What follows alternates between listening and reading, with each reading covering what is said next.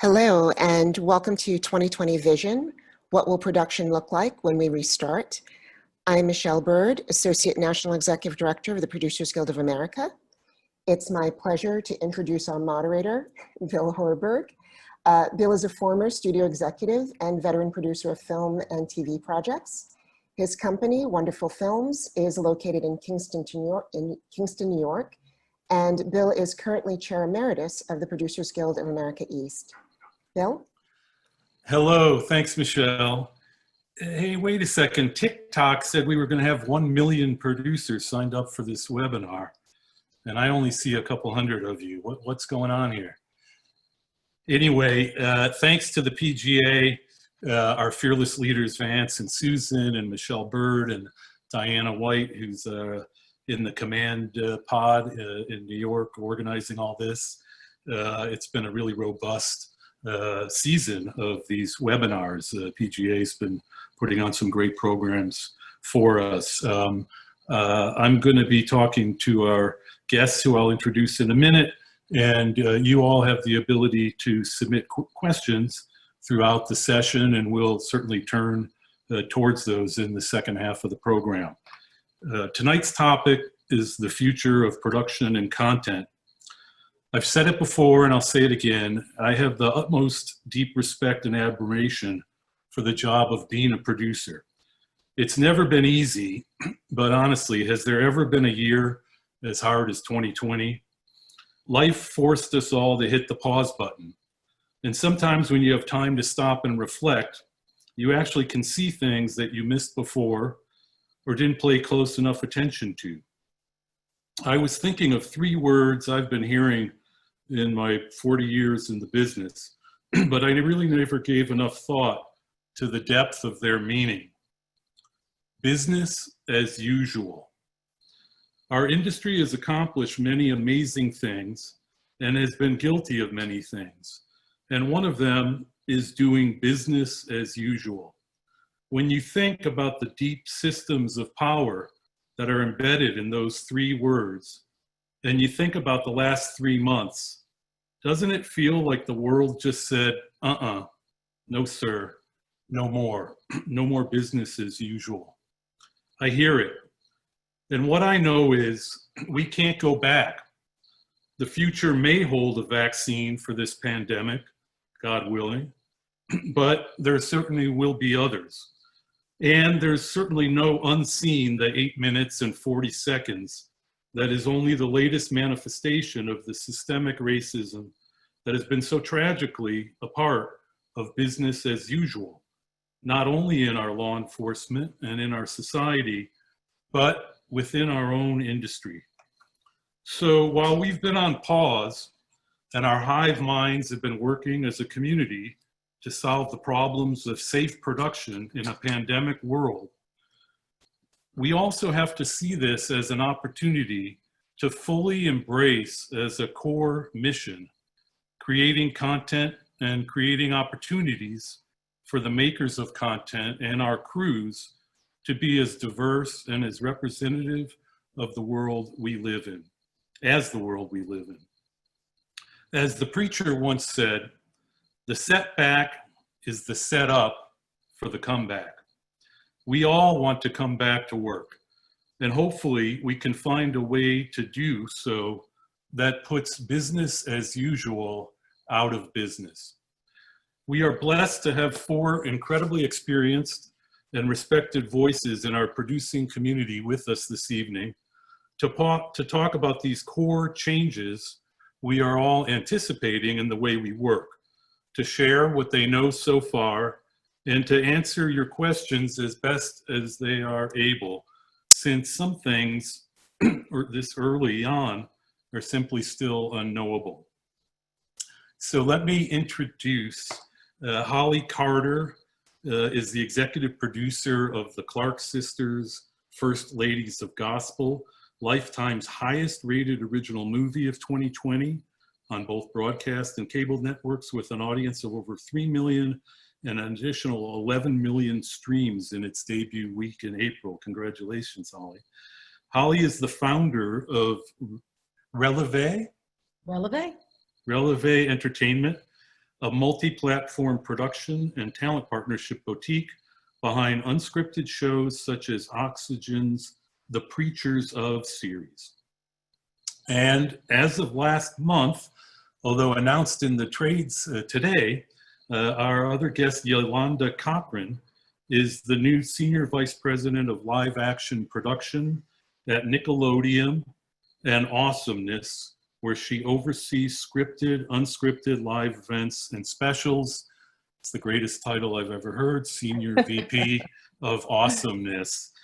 She represents the in-house network perspective on this session as those companies sit within Viacom CBS. Her previous jobs include VP of Production at Freeform with Disney ABC Television and EVP of Physical Production at Warner Brothers, working with Alcon. Scott Ferguson is a two-time Emmy Award and Golden Globe winning film and television producer, old friend of mine and one of the good guys in the business. Scott is currently serving as executive producer on HBO's award-winning drama series Succession. I promised I wouldn't ask him any season 3 spoilers tonight.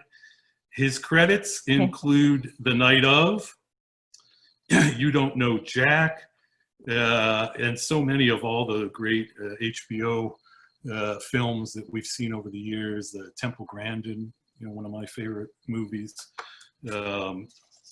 And finally, last but not least, is Lori McCreary. She is the CEO of Revelations Entertainment, film and television production company she and actor Morgan Freeman founded in 1996. Lori's film and production and television credits include the award-winning Invictus, 5 Flights Up, The C Word, and executive producers of CBS's hit television series, Madam Secretary. Lori is the president emeritus of the Producers Guild of America, and she now chairs the PGA's Production Safety Task Force. So quite a group of experience and wisdom gathered here to share some of what's going on with us. Let me start with a question that's really for all of you. A lot of work by various industry task forces, the DGA, SAG, IA, and the Teamsters have come together and published a joint paper on production safety guidelines to pave the way for the resumption of production. I assume most of the people online will have seen it by now. If any of you haven't, we can certainly provide you a link to the document. It's 36 pages. It's certainly worth reading. Scott has been working with the Warner Media task force that they assembled. Lori, Holly, and Yolanda have all been and still are part of the ongoing PGA task force. So just collectively, could you start by giving us an overview of the various production safety protocols that have been discussed and that emerged in this paper and others? Maybe start with you, Lori. Sure. Well, as of last count, the PGA's Production Safety Task Force have reviewed over 50 different protocols from around the world, including the AMPTP and the new one that just came out from SAG, DGA, and IA. Many of the same issues have been addressed in all of those. One of the areas that seems to have the most variation is possibly testing. How rigorous testing needs to be, how often testing needs to be, and if testing even needs to happen. In some parts of the world, they aren't recommending it. So I think that that's one area that we're all trying to come around together. I think that we would love one industry-wide white paper that everyone signs off on. I mean, knowing that you might work for a studio or a network that has something even more rigorous, which we'd be happy to sign on to, but I think we need some bare minimums that the entire industry signs off on. And that's where the PGA is looking to start having these conversations to add in PGA specific requests, unscripted requests, and requests especially that come from non-studio productions, because that's a lot of what's happening within the PGA are these non-studio covered productions. So our hope is that as we get farther on with all of these protocols, that we can come up with one that the PGA can say, this is a good one, whoever comes out with it, and we've given our input as producers. And Scott, what's the process been in your group? Are you liaising with all the other groups, or kind of a world unto your own? How has it been working, and who's part of it? Well, I've tried to work both, how shall I say it, vertically and horizontally, and so I was asked to be part of the Warner Media COVID task force, and, and started with them. And shortly after that, I formed an informal group of international producers because we were all hearing, Germany's ahead of us, Italy's behind, and so I just reached out to a bunch of friends of mine and said, would you like to join a weekly Zoom chat to learn from each other and cross-pollinate ideas? And so we have high-level producers, Game of Thrones, Mission Impossible, Star Wars level people from those different countries. And, I've been hearing from the ground what's going on in Germany, what's going on in Iceland, what's going on in Italy. And it's great to learn those things. And at the same time, I formed a group within Succession where we have members of each of the guilds and unions and the production staff, and we bring in guests, a couple department heads each week. And the permanent group is kind of talking about what we're learning from all these protocols, and we're trying to figure out how to, in a word that we use a lot with Succession, bespoke, hand-tailored stuff. We're trying to make the protocols bespoke and hand-tailored to Succession as we go. So, and my producing partners on a big group of New York producers and UPMs, and I'm also a member of, but I'm not on that task force. And my goal has been to kind of take in and share all that I can, because I think the more of a hive mind that we have with this, and it's especially interesting to me, after a while, everybody's talking about testing and PPE and distancing and, stage versus location. And when you hear a new thing, it's always very interesting. Like my South African member of my task force hired an occupational therapist to be a resource for, they did a film a couple weeks ago. And I thought, well, that's different. And that's kind of cool. We may need to think about people's mental health as well as their physical health. So that's been my idea, is just to share in every which way I can. And Yolanda, what's the CBS viewpoint? Are they going to sign on to the white paper from the guilds, or are they kind of creating their own systems? And is there a corporate conversation about how to reach a industry-wide consensus, as Lori said? So, we're not working for 7 different companies with 7 different sets of protocols. Yeah, that's a very interesting point, because there's so many aspects of, addressing COVID that complicate being able to approach it responsibly and effectively. And even within, the Viacom CBS grouping, and to, even expanding it wider, including Paramount and others, our various relationships and signatories with the guild are not under one single umbrella. So we need to be able to approach it with that in mind. Much like what Scott was mentioning, I'm actually part of some other informal groups where we, gather information, share information, try and figure out what's, best practices, what are the best means to be able to approach things, and likewise on the PGA task force. From the CBS, Viacom CBS perspective, we have, we've had a task force as well, much like probably like Warner's, and there has been a very rigorous, process of gathering information and establishing what would be our specific protocols. And then we were also waiting for these documents that just recently came out so that we could compare and contrast and see where we are as far as what we had already established would be our approach as compared to what the unions and guilds would think was appropriate. And that compare and contrast process is in place right now. It's starting to happen, and those talks are starting to happen as well. And Holly, you know, from your perspective, you know, you run a company, you're not kind of under a corporate umbrella, I would say, like most of us, you know, a real independent producer. What's your viewpoint in terms of where do things stand right now? And are there things that, you know, if you've read, you know, where we're at as part of the PGA, are there things you feel like they haven't adequately addressed from a producer's standpoint? You know, I mean, go ahead.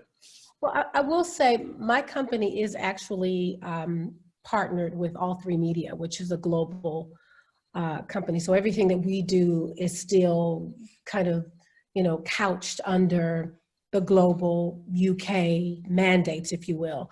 But I do feel like there's still a conversation to be had for the independent producer or production company. And I think, you know, working with the task force, you know, we have been able to identify protocols, you know, that we hope to share with other producers that help us get back to work.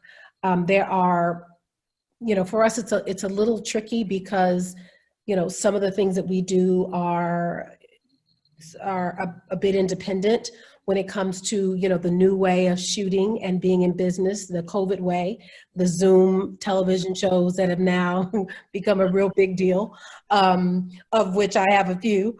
And so we've had to create these new norms in order for us to keep business afloat, as well as, you know, in order for us to figure out how to get back to business. As it relates to those productions that we have to look at that feel a little more COVID conscious, that are not Zoomy, those are still tricky too, because back to Lori's point, we haven't been handed as producers a set of rules. Here's what you have.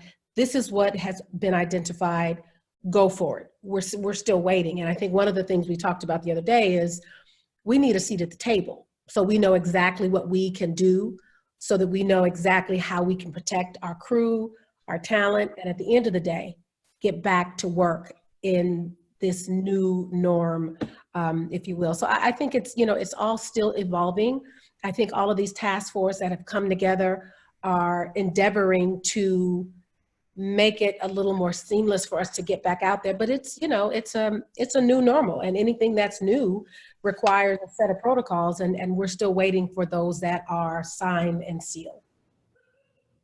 So Lori, is there a PGA response that would be forthcoming from your task force to the, you know, the SAG and IA and DGA paper? Are there things in it that seem like, you know, points that need to be further discussed? You know, I feel like ultimately this is all on us. You know, we're the people who are going to be responsible for executing these protocols, and, you know, nobody's going to do anything to put someone in harm's way, and nobody's going to show up to work for a place that they don't feel safe attending. So I'm just wondering, as a guild, do we feel like we can engage in those conversations and have a voice? We made very early outreach to all the unions, and we've been in consistent conversations with SAG and DGA and IA through our task force Jen Hare, and there's an amazing producers group that Mary Jo Winkler and in Ifreda is dealing with in New York. And so we're planning this week, I think it's on Thursday, to sit down with SAG to lay out where we think we want to have a little bit more clarity. One of the things I think that needs to be clarified is where the producers step in. Who do these COVID safety monitors or officers report to? What happens? The three areas we're specifically looking at, if I could just generalize it, is how do you as a producer decide now is the time to start a production? Like, can I start a production? So we're going to try to come up with some broad guidelines with the unions on how to make those decisions. Because I think, I don't know about everyone on the panel, but that's some of the most weighty decisions I have right now, because I have teams wanting to go into production, Yes. studios saying, we'll give you an air date. And Yes. then, but they're basically saying, but you, Lori, Revelations, Morgan, you decide when you should go. And it feels like a big, giant well, it is a big, giant responsibility. I want people to be safe. I also want to help everyone, all of us, we need to get back to work. So it's a balancing act. And so some questions that we can help producers think through as we're deciding when it's going to be safe enough, and when the places, maybe we're overseas or maybe we're in America, when the places we're planning to shoot have the adequate protections, and when the companies that are offering to do testings are set up and testing is available and we can get results back in a timely manner. So there's the green light piece. Then we're looking at what we're calling the red light, which is what happens if you're in the middle of production. So you've gone through everything, now you're in production and somebody tests positive in your main pod. What do you do? Who do you have to notify? Who does hopefully the producers at the table helping make those decisions. Right. You want to help lay out those specific steps so that we know what happens. Because just because one person tests positive, I don't know that you want to shut down an entire production, but we need to know, and we need to have guidelines from epidemiologists and really smart people to know what we can do to protect the rest of the crew. And then the other thing we're working on the side is a code of conduct that we're hoping everyone in our business can look at and say, as producers and producing team, this is what we're signed on to doing. The number one being not going back to work until our crews and our cast are safe. And also what the crews can sign off on. If you're going to come onto our crew, this is the code of conduct. So those are big, giant things we're working on, and they're a ways away from being done, but that's what all the good work that the task force is doing. This task force in the PGA was convened because we had so many people spending hundreds and hundreds of hours coming up with amazing ideas and protocols and digging deep into what we needed to do.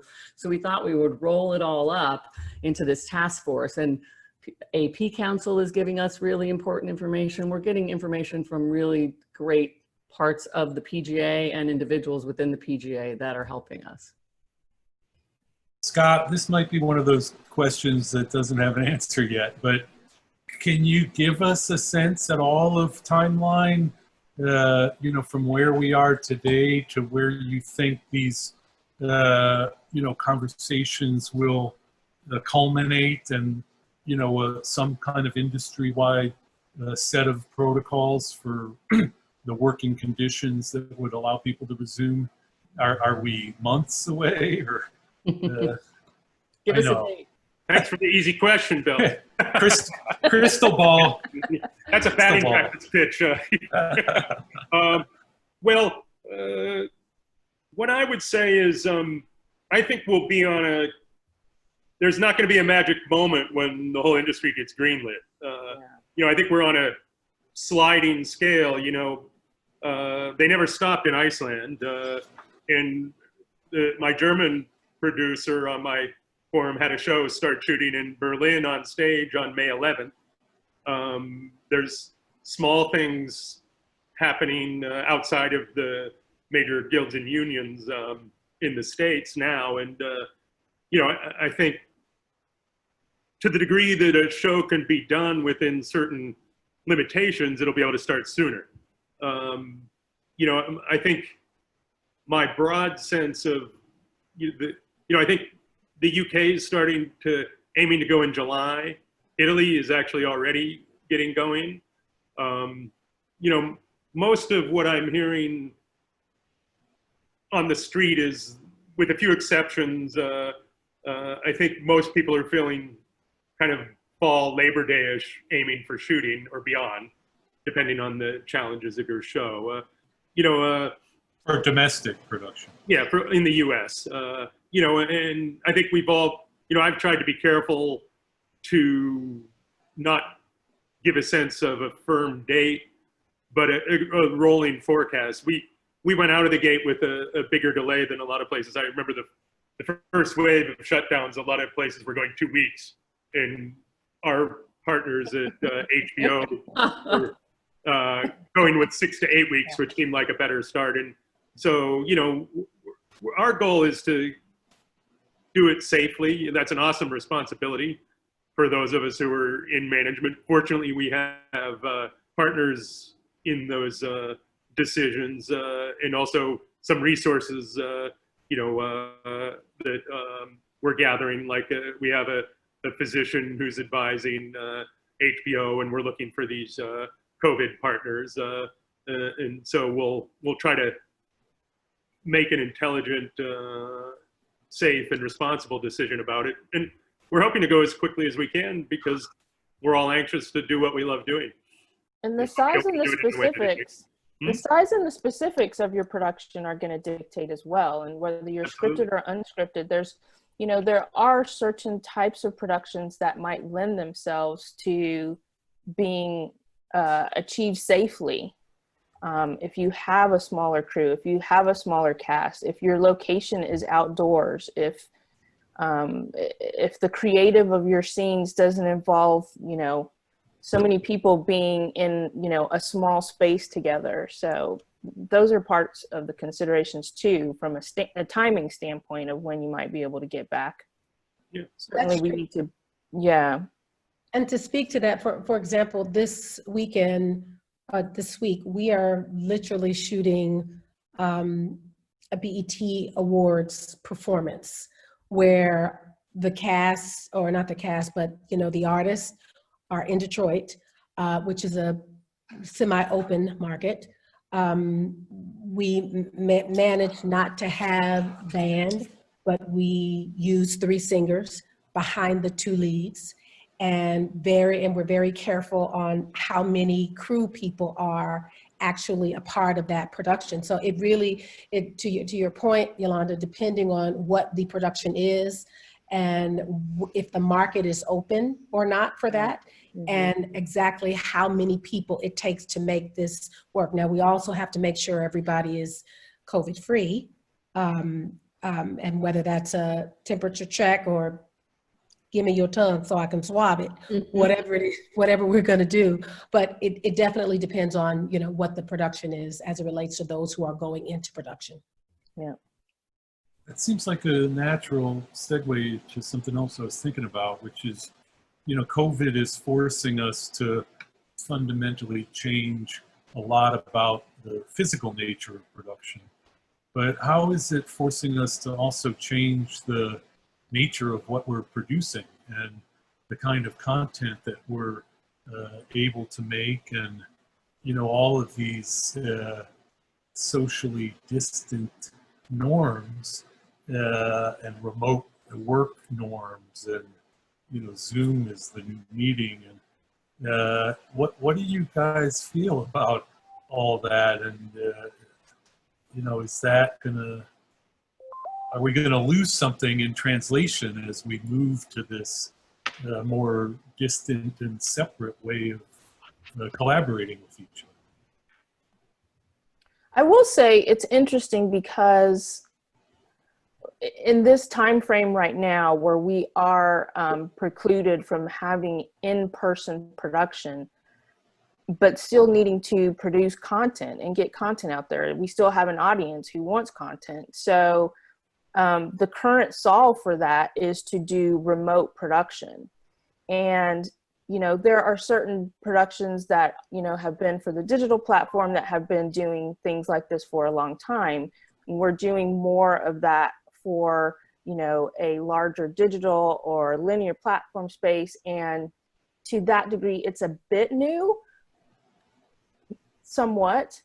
And we're starting to tailor towards that. I think like anything, you know, in the business, as the business changes and we have to do problem solving and creative solving, I think that we're going to become more adept at injecting more creativity into a remote type of production scenario, at least for the time being, where that might be where we have to live, even on a limited basis.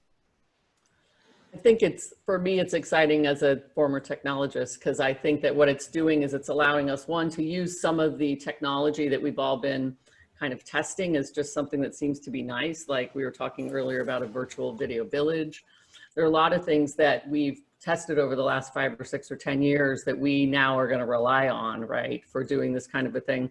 And for us in particular, we do a lot of unscripted shows, and the unscripted, because the crews, like Holly said, and Yolanda, they're smaller. So I think we're going to have a little easier time getting up and running. You know, we have a crew of 7 or 10 as opposed to, 100 or 200. So we're going to have an easier time. The other thing we're looking at are things like the Unreal Engine. So you're not having to travel a cast member. I happen to be in business with a cast member who's of a certain age, so we really want to keep him safe. So we're looking at using things like Unreal Engines where you can actually have a virtual environment, and that technology is just right there, ready for us to push it. It might have actually taken maybe 5 years longer, but I think now with all of us craving that kind of technology, it might help us get into and using those technologies a little quicker. Can you describe what that is, Lori? I don't know if everybody knows. Unreal is a gaming engine that basically, if any of you are gamers, when you're in a gaming engine, the gaming engine real time actually builds the world. So there's all these mathematical equations and graphic equations, but you're building it real time. And so what it allows you to do as a filmmaker is build a world and have your actor, for example, we can have Morgan Freeman in Mississippi on a green screen somewhere, for example. And if we're doing a show about, I don't know, breaking out of a jail, we could actually build an entire replica in the Unreal Engine of this jail and put Morgan in it. And the great thing about these technologies is the biggest problem with them over the years is the lighting was really, you could tell someone was on a stage and this was a computer thing. It looked like you were putting, Morgan Freeman in a video game. But with the great technology now, all the lighting is interactive. So you can build the interactive lighting so that when you have Morgan on the stage, you can use the same interactive lighting so it looks seamless. And there's lots of great companies out there that are doing these types of things and building virtual sets that I think we'll all be able to utilize. And at least I think, 3-4 years before we're back to normal? I don't know. Hopefully not, what is it? We're not going to be, not business as usual, but at least that we can shoot the way we want to shoot, right? Yeah. I wrote that the first kiss in movie history was filmed by Thomas Edison in 1896, and I wonder what the next kiss on screen is going to Tom be. Hanks and Rita. There it is. I would say that the pandemic has really called upon our humanity, our creativity, and our ingenuity. We've got to be able to reinvent the wheel. People always say, everyone, it's time to reinvent yourself ever so often in your life. And where we are in life, it's called upon that. And I think it challenges us to really call forth that creative being in us to figure out another way to do it. And while it's been devastating for many families, for businesses and people alike, there has been just an underlying hope that peeks its head and says, even from this you can rise. And so I have found that it has caused me to dig down deep and figure out a way to get it done. All right, you can't do it that way, so do it this way. And when I try it that way, it works. And so, we've got to rise to the occasion as curators of content, because the audience is still there and they still need to be inspired. They still need to be uplifted. And that's our challenge. Well said, yeah. I would like you to join my next production meeting and make that speech. Can we get that recorded? Yes. Right, yes. Yeah, I mean, look, I think flexible is our middle name. We wouldn't be doing what we are if we weren't. So let's talk about the business side of this. It's show business. Safety is certainly the #1 priority, but production's also about managing costs, creating efficiencies.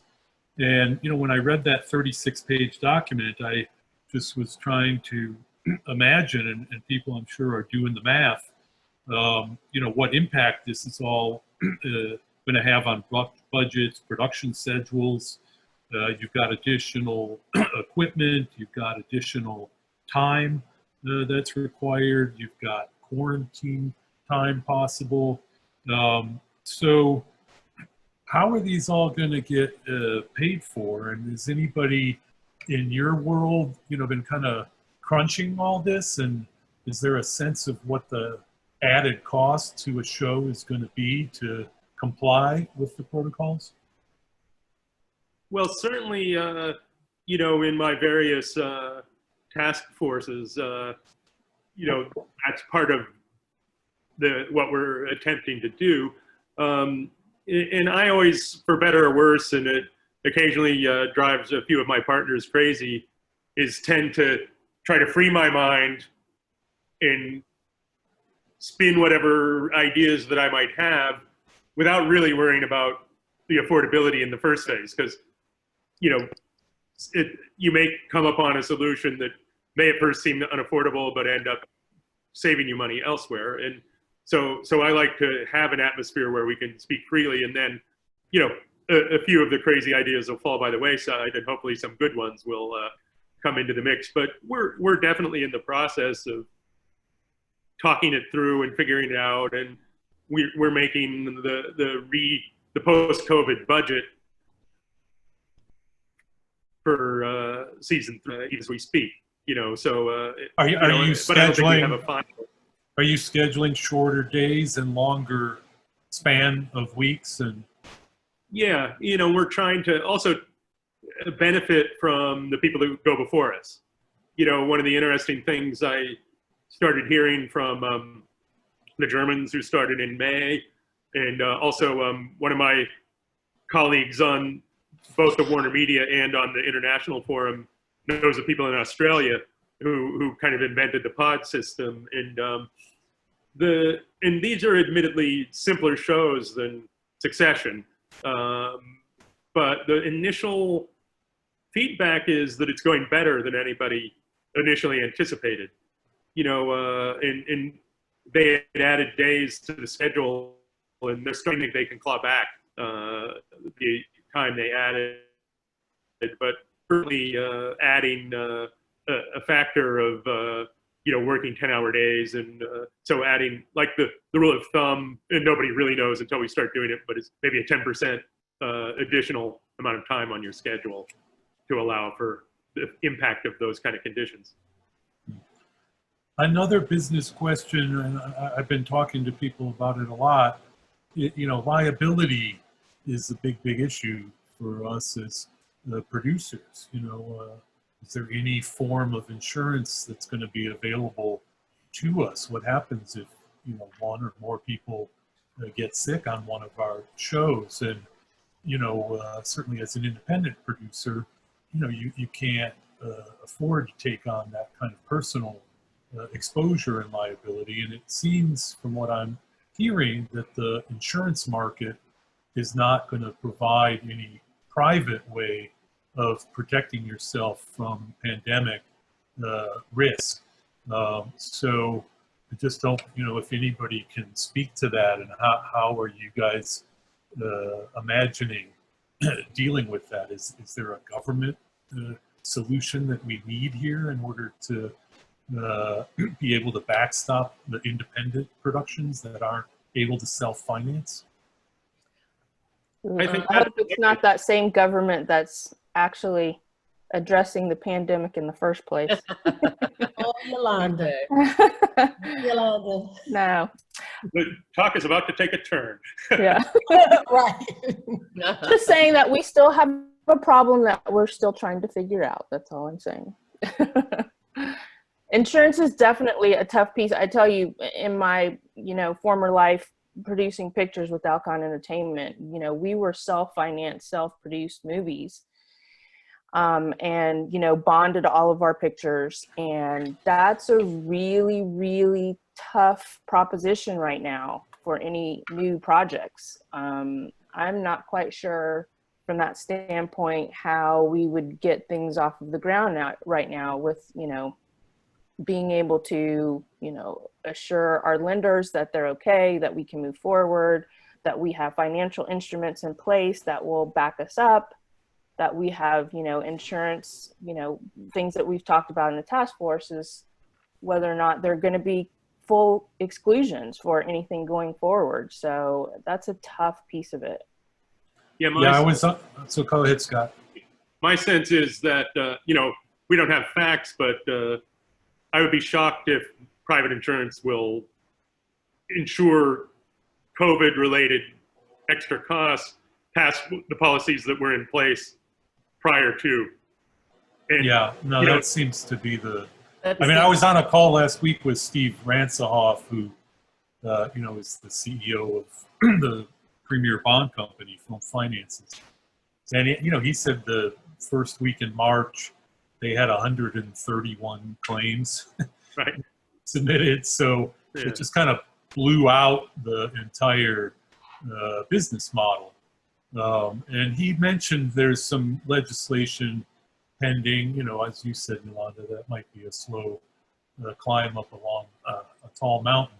But there is something called PREA, and, you know, they're trying to get that through Congress to help deal. I know the UK and I think Australia, the other countries have set up a kind of backstop system where the government will, you know, create a reserve fund that will back up the reinsurers to incentivize them to get back into the market. We only have a few more minutes, and Sorry, Bill. Can I add to that for 1 second? Just yes. quick, because we had a conversation today with a group that's in Washington dealing with this very issue, and because it looks like Canada and a couple of the other countries you just mentioned are going to have those, there's a big push to try to help not have more productions run away because of this very issue. So there's a bill right now in front of House Financial Services and the Senate Banking Committee that we, the proverbial industry, was able to get productions put in there specifically. So I'm hopeful that it will get through in some short order, probably within 6 months or a year. That's what their hope is. It's not going to be tomorrow, but I feel like we have some good movement in that arena, at least in terms of people who are on the ground. And that's like Carolyn Maloney, who started the idea in New York. So I think that I'm feeling more hopeful today, by the way, than I was yesterday about having this conversation to talk to people about. So quickly, before we move to answer questions, could you just talk a little bit about this whole new department of the COVID safety officer, and also what kind of training is going to be put in place to teach everybody how to do all these new things?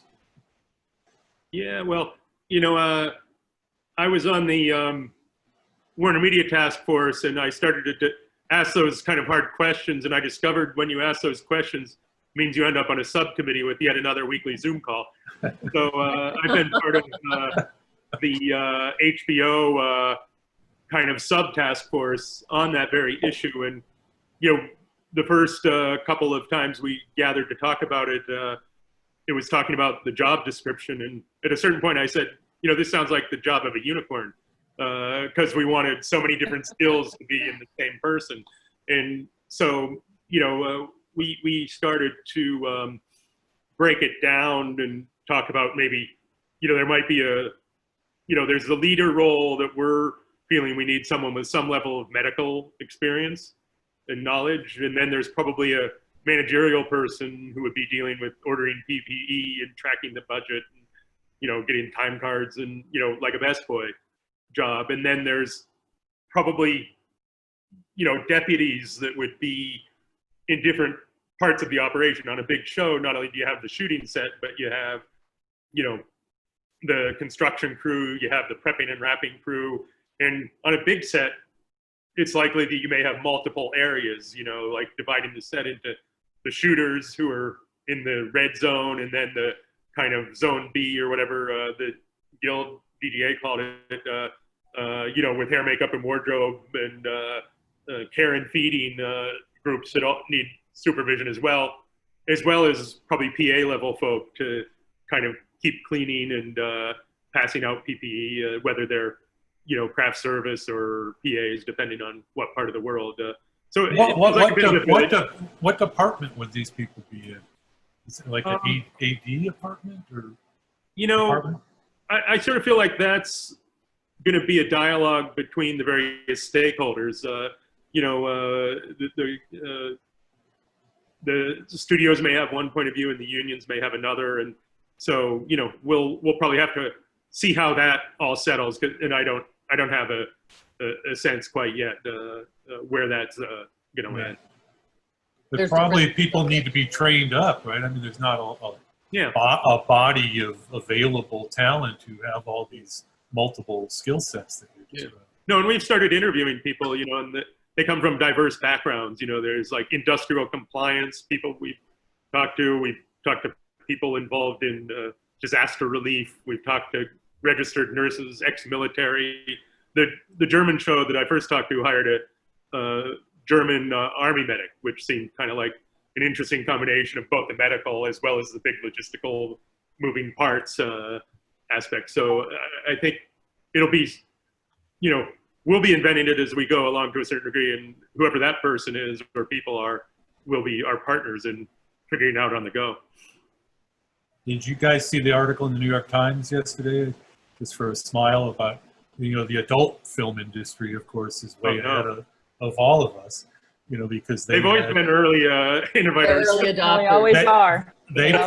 They put the protocols in back in the 90s for HIV, you know, and so we could probably all have something to learn there. So we're going to open it up to our audience, and we already have a few people who've asked some questions on the chat. So this is for the doc producers in the audience. I'm a doc. Wait, just move me. I'm a doc producer. Are there any third-party companies that are offering a scaled-up testing service for any size project? If so, what is that process and cost so we can hire and budget our own productions? So testing, how do we source it? How do we engage it? What does it cost? What do you guys know? We've heard from several, sorry, Scott, do you want to jump in? Go ahead. We've heard from several companies that are offering those services, some large scale and some that are large and also scale down, and the costs are ranging anywhere from $150 an hour for them to send out a trained person to test your team. So that'll be however many hours that takes, plus the cost of the tests. And the testing costs range, honestly, anywhere from $75 for the test and the lab to the same test, $200 for the actual test and the lab. So there's a wide range right now, but there are companies out there. And at a certain point, I think that if we're sending out anything from this, like the 2 documents, we can also send a couple of those resources so that you can look into those yourself. We haven't vetted them all to the T. We haven't used them. Obviously, they're all coming out, but that's kind of the range, just if you're looking at budgeting, and depending on how many crew you have and how often you want to test, you should think about that. And Lori, could you talk about the kinds of tests? Like we were introduced to a couple on last week. Okay, let's see if I can get this right. There's antibody tests, there's antigen test, and then there's the actual PCR, which is the COVID test itself. And the fast acting tests, and you guys please jump in if I'm getting this wrong, but they're fast acting tests where people say you can get the results in 15 minutes to an hour. And those are the blood prick tests. Those are antibodies and antigen tests where you can find out if you have had or if you might have, but it's not definitive. And then there are the PCR, the COVID actual nasal swab test. Those take longer. We've been told anywhere from 24 hours, which I'm told maybe it's not really true, to 72 hours to longer to get tests back. And it really depends on how backed up the lab is in the area where those tests get sent to. So, so there's, and then obviously you can do temperature tests. Those are more like screening, so I wouldn't call them tests. So you can do pre-screening and questions. all the way to actually a COVID test 3 days before you start production and get the results back, and then allow someone, hopefully they've quarantined for those 3 days, and then that you can allow them onto the set. Did I get that? Did I get that wrong? If anyone wants to correct me, No, please do. No, that sounded great. That was great. This is a question for you, Yolanda. Based on Scott's estimate of production resuming around Labor Day, what does that look like for kids' TV? Will there be a desire to have more of a wait and see before kids' shows resume? That's a great question. I can tell you, I can't be super specific, but I can tell you that we're hoping and aiming for an earlier time frame than September. Whether that actually happens is contingent upon a lot of things. Quite obviously, the safe way forward is, is a big part of that, and working in conjunction with our sister guilds and unions. We actually have been doing a decent amount of remote type production. Most of that is fully unscripted, but we are looking at, for one of our series that won't be back in, a timely fashion, that we want to keep our audience, up and warmed up to keep watching that series. We're looking at doing some remote production of doing some short form. And when I say short form, I mean like 5-minute shorts of those type things to actually run on the network for that's tied to the show. Obviously we'll need to do that completely remote with no actual, contact and so forth that's acceptable. And so we're looking at things like that. It's a constant conversation every day about what we're going to do with our scheduling. Here's a question regarding smaller independent productions, near and dear to my heart, and I think an area that is going to need a lot of help. Is there any chance the PGA can help smaller or independent productions source PPE for our crews? Maybe just informationally. I don't know if there's anything that we can provide and get out there. But if you don't really have a budget and a lot of resources and a small crew, how do you find this stuff? The good news is we're being approached by many vendors. So we're collecting all of those people who have PPE or have access to PPE or can source it. So we'll make that available to the PGA members when we've finalized it. Yeah, I don't imagine this will be the last conversation we'll be having as a guild around these issues. Good questions, though. Yeah, good questions. What about testing in states that don't test unless you have symptoms? Are you finding places will comply with union requests for testing? Yeah, I don't know that there's an answer to that one. We obviously have not crushed it in general when it comes to testing our citizens, and the less tests we do, of course, the less problem we have. I have a philosophy on that. Is once we hopefully have this consensus of what we're going to say is the minimum, that if you go to a place that allows less, that you stick with the minimums, and if you go to a place that is more rigorous, that you go to the more rigorous. So whichever you're looking at, whatever's more rigorous. So if we're in another country and they have more rigorous protocols, then we would follow those. That would be just what we're doing at my company. This is a little bit related to that. Sorry, but all these states have incentive programs, and they're always trying to lure us to come and work there. And I wonder what you guys are hearing from these regional hubs and film commissions.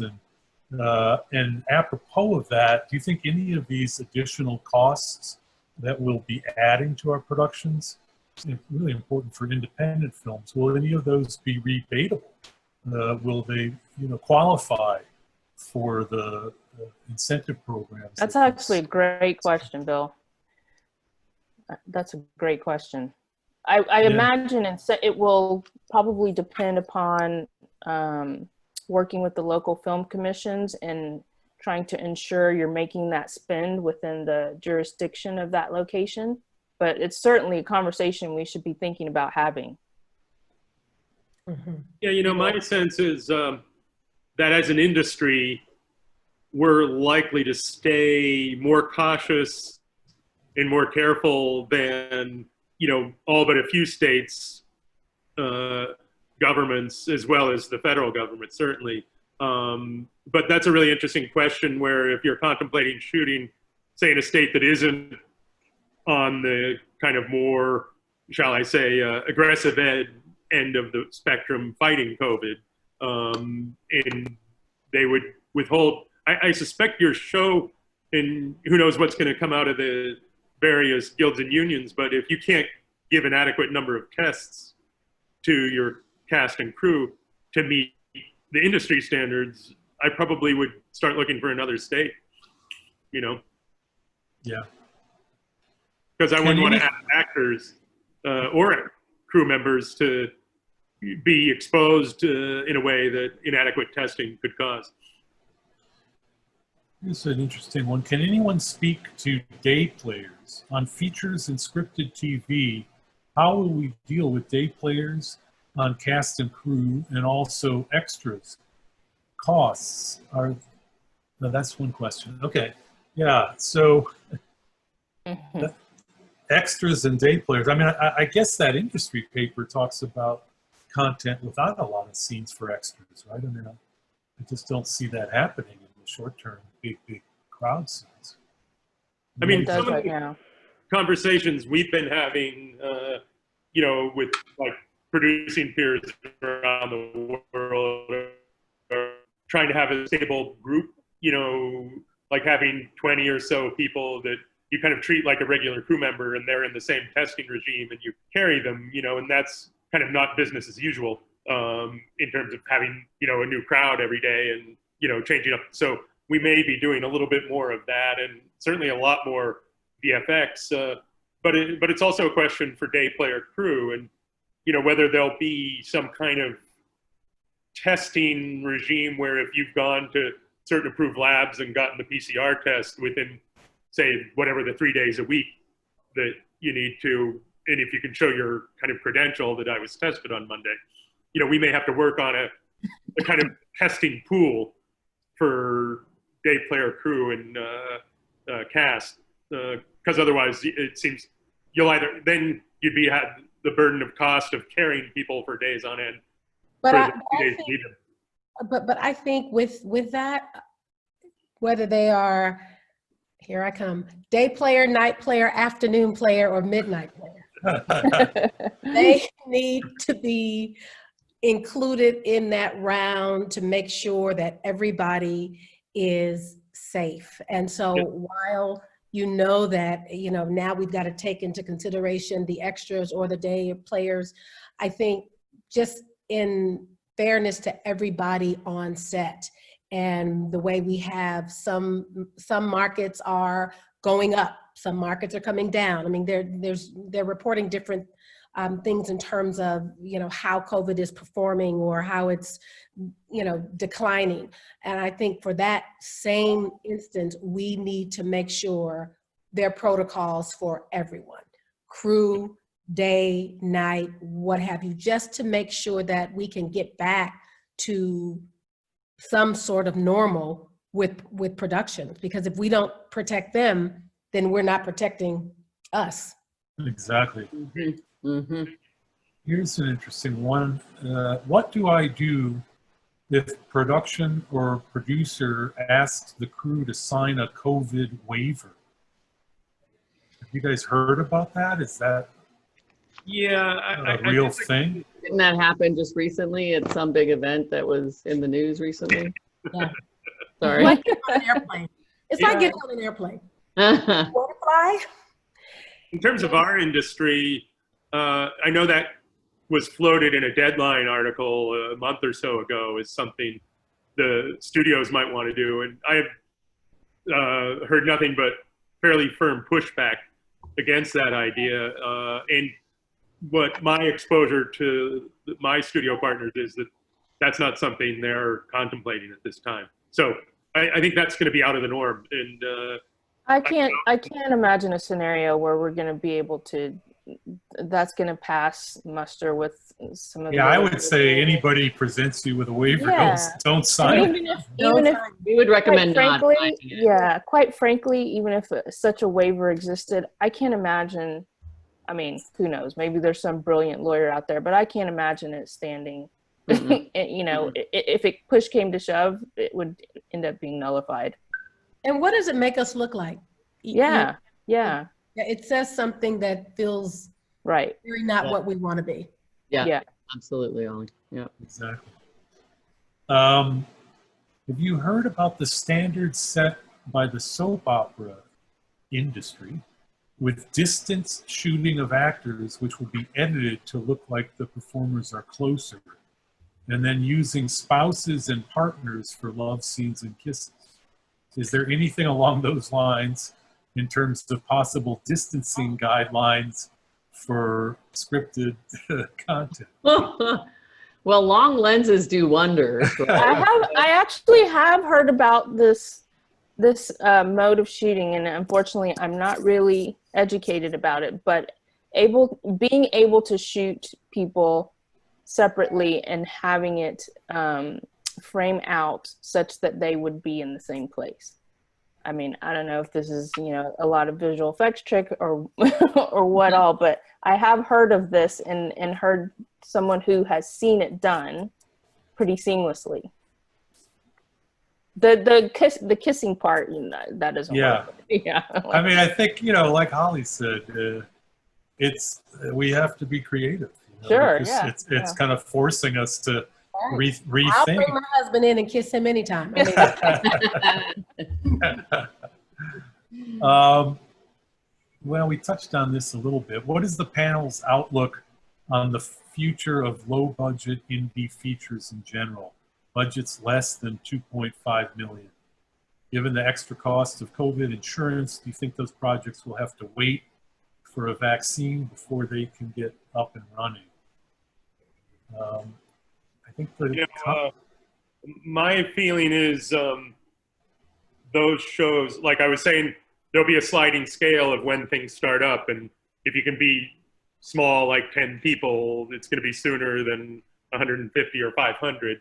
And I don't think the indie business will be fatally wounded by COVID, but I think it may be one of the more challenged in terms of how quickly it comes back, you know, just because of the business problems of having to do with insurance and all those things. I think it'll be a little more challenged than major studio or streamer kind of shows. And the smaller budgets that we're looking at on our productions, we're you know, sometimes we have equity investors who are interested in pushing forward.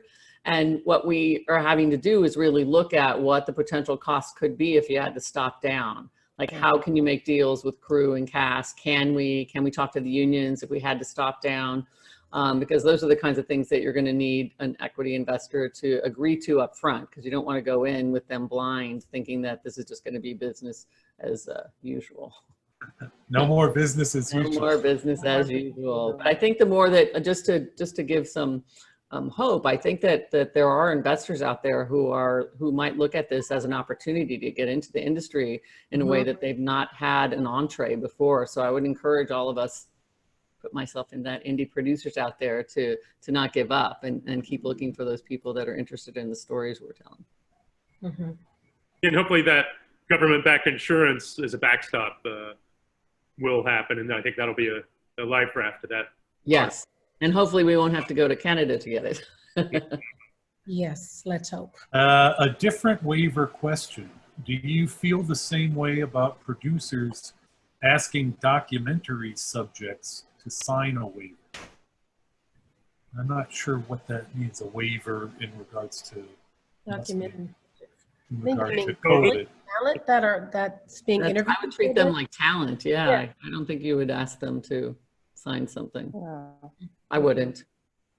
No. I think if it's COVID related, no. Mm-hmm. Regarding studio productions, I guess stage productions, are studios using remote cameras on their sets as a new form of technology?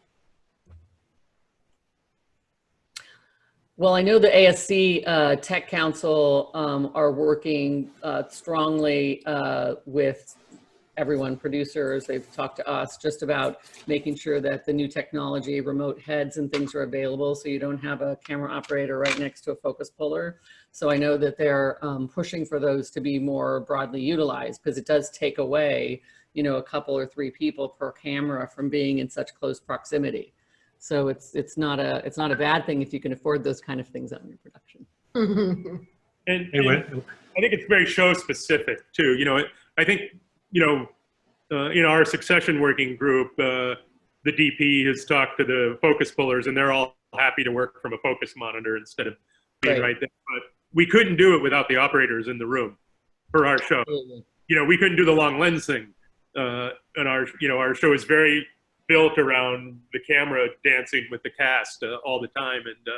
And so, you know, I think our solution is going to be the combination of testing and, you know, there's going to be the people who are around the cast that get both the mask and a face shield and, you know, kind of the medical emergency room level of PPE coverage when they're in that zone. Look, I remember being on the set of Godfather 3, and Francis was in his silverfish, and he had all the monitors in there, and he had a microphone that was connected. No, so, you know, the actors were on the set. There was a speaker on set. So, like a lot of things, he was way ahead of his time as an early adopter of technology. Well, I think we have time for one more. Are you anticipating growing your VFX budget to allow for additional increased VFX work, such as stitching split screens, elements together, CG crowd for backgrounds and crowds? You think there's going to be a special effects solution to how we? I think so. I think that'll definitely be a factor, you know, certainly on my show with any crowds, you know, and we do parties and events, and, you know, that's been one we've been scratching our head about, but, you know, saving money on the numbers of background and moving it into post is probably one of the tools at our disposal. You know, and a lot of people are talking about virtual sets, or, you know, I forget the tech that you mentioned, Lori, but solutions like that where the actors can be either a video wall that's live there or with the green screen, I think is going to be a factor in our lives as well. Yep. Well, Scott, Holly, Yolanda, Lori, this has been a fantastic conversation, really informative, and I really thank you for joining and sharing your time and, you know, giving back to the producing community. I'm sure it's much appreciated, and I think this is, you know, a conversation that will be ongoing. So I look forward to, you know, hearing from you guys as to the next steps with the task force. And thanks again to Michelle and Diana, and to everybody who joined us this evening. So Great. good luck. Thank you, Bill. Yeah. Stay safe, everybody. Thank you. Bye-bye. Thank you. Bye. Bye-bye.